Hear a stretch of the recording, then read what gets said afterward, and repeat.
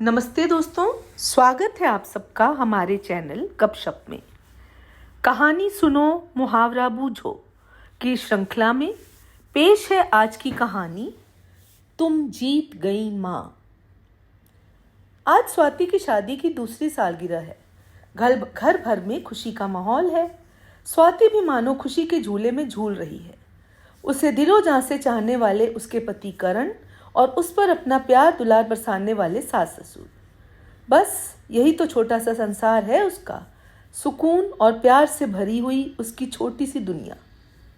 स्वाति तो इस वक्त को मुट्ठी में पकड़े रहना चाहती थी, पर वक्त कभी ठहरता है भला। धीरे धीरे शादी को 5 वर्ष बीत चले थे और इन बीतते वर्षों के साथ बीतने लगी थी उनकी खुशियां। जीवन में एक ठहराव सा भरता जा रहा था और एक बच्चे की चाहत सबके दिलों में उग्र होती जा रही थी। 2 साल हो चुके थे स्वाति और करण को डॉक्टर्स के चक्कर काटते हुए, परंतु नतीजा कुछ भी नहीं निकल रहा था।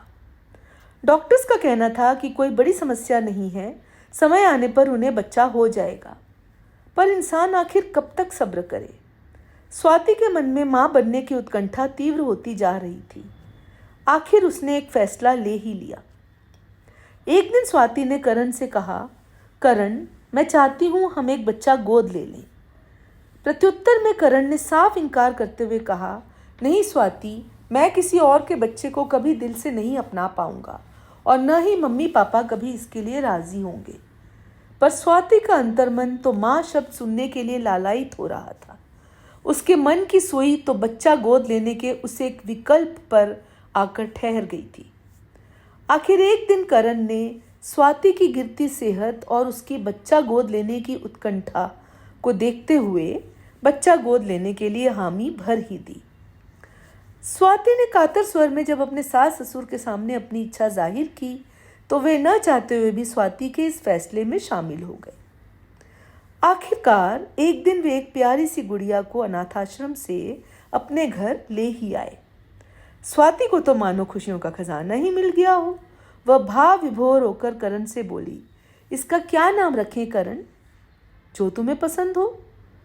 नैना नाम कैसा रहेगा? ठीक है, नैना रख लो, करण बोला। परंतु करण के स्वर का ठंडापन स्वाति को अंदर तक झकझोर गया। पर तुरंत ही उसने इस ख्याल को मन से निकाल दिया और सोचा कि कोई बात नहीं, वक्त के साथ करण के दिल में अपने आप नैना के लिए प्रेम उमड़ने लगेगा। नैना के घर में आते ही मानो स्वाति की दुनिया ही बदल गई थी। नैना की देखभाल करने में स्वाति के दिन कब रात में और रातें कब दिन में तब्दील हो जाती उसे पता ही न चलता। देखते देखते नैना 4 साल की हो चली थी। स्वाति की तो मानो पूरी दुनिया ही नैना में सिमट गई थी। नैना आकर गले से लगती तो स्वाति को लगता पूरे ब्रह्मांड को अपने में समेटे कृष्ण उसके गले लग रहे हैं। नैना हंसती तो स्वाति उस मासूम की खिलखिलाहट में स्वयं भी प्रसन्नता से झूम उठती। नैना के हंसते ही मानो सैकड़ों सफ़ेद फूल पूरे आंगन में बिखर जाते और स्वाति उन फूलों की खुशबू से मदहोश होने लगती। नैना सुबकती तो उस मासूम के आंसुओं में स्वाति डूब ही जाती। उसका अंतर्मन समुद्र की गहराइयों में पैठने लगता। नैना घर आकर स्कूल के किस्से सुनाती तो स्वाति उसके बोलों में ऐसी लीन हो जाती मानो कानों में वीणा के तार झंकृत हो रहे हों। ये क्या होता जा रहा है तुझे स्वाति? वो खुद से पूछती। फिर स्वयं पर ही मोहित हो खुद को जवाब देती, मैं माँ बनती जा रही हूँ। स्वाति को लगने लगा था कि वो अब स्वाति तो है ही नहीं, वह तो सिर्फ माँ है, सिर्फ एक माँ। लेकिन सच तो यह है कि स्वाति तंद्रा में थी। उसकी तंद्रा तब टूटी जब उसने महसूस किया कि नैना बड़ी हो रही है और उसके लिए सिर्फ उसकी माँ का प्यार काफ़ी नहीं है। करण के घर आते ही नैना पानी का गिलास लेकर उसकी तरफ दौड़ती, परंतु करण चुपचाप उसके हाथ से गिलास लेकर पानी पी लेते। वो टुकुर टुकुर अपने पापा को ताकती रहती। कमोबेश यही हाल दादा दादी का था। नैना उनकी गोद में जाकर बैठ जाती तो कभी उनके गले में बाहें डाल देती, परंतु वे उसे हल्का सा दुलार कर गोद से उतार देते। यह सब देखकर स्वाति का मन कसमसा कर रह जाता। आखिर एक दिन वह करण से बोली, करण, आखिर इतने कठोर क्यों हो गए हो तुम? नैना को दिल से अपनाते क्यों नहीं? ये मेरे बस में नहीं है स्वाति। प्यार तो दिल से किया जाता है और दिल से जबरदस्ती तो नहीं की जा सकती ना। पर मैं पिता के किसी भी कर्तव्य से कभी विमुख नहीं होऊंगा, ये वादा है मेरा तुमसे। स्वाति निरुत्तर सी करण के चेहरे को ताकती रह गई। समय पंख लगाकर बीतता गया और समय के साथ साथ पिता तथा दादा दादी का प्यार पाने की नैना की कोशिशें भी बढ़ती गईं।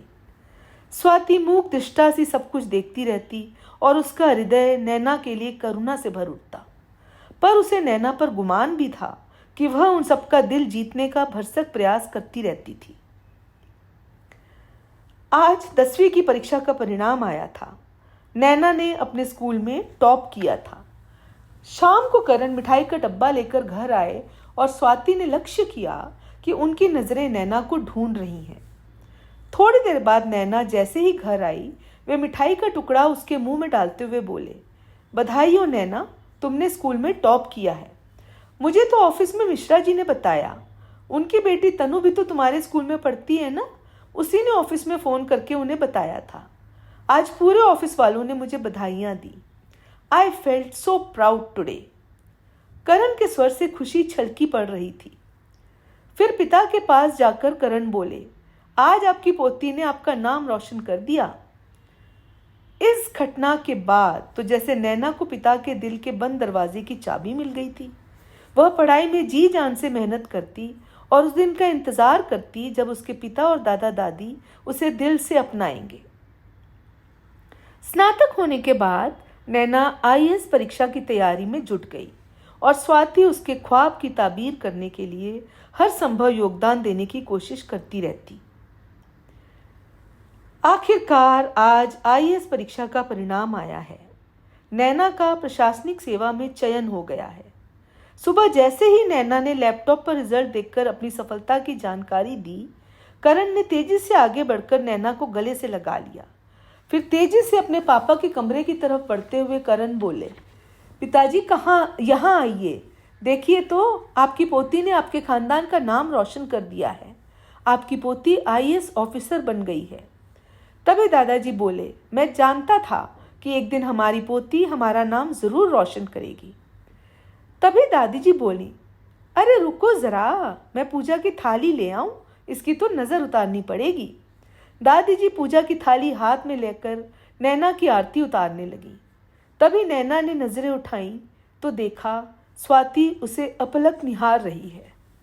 नैना की नजरें स्वाति की नजरों से टकराईं और अगले ही पल नैना स्वाति से लिपट गई और उसके कान में धीरे से फुसफुसाई, तुम जीत गई माँ। सिर्फ मैं ही नहीं, हम जीत गए नैना, स्वाति ने संतुष्ट भाव से कहा। आज स्वाति आश्वस्त थी कि अब सारे संसार को अपनी झिलमिल आभा से आलोकित करने को तैयार है उसकी आंखों। तो बूझिए आज के मुहावरे को और कमेंट करके हमें बताइए कि ये कहानी किस मुहावरे पर आधारित है।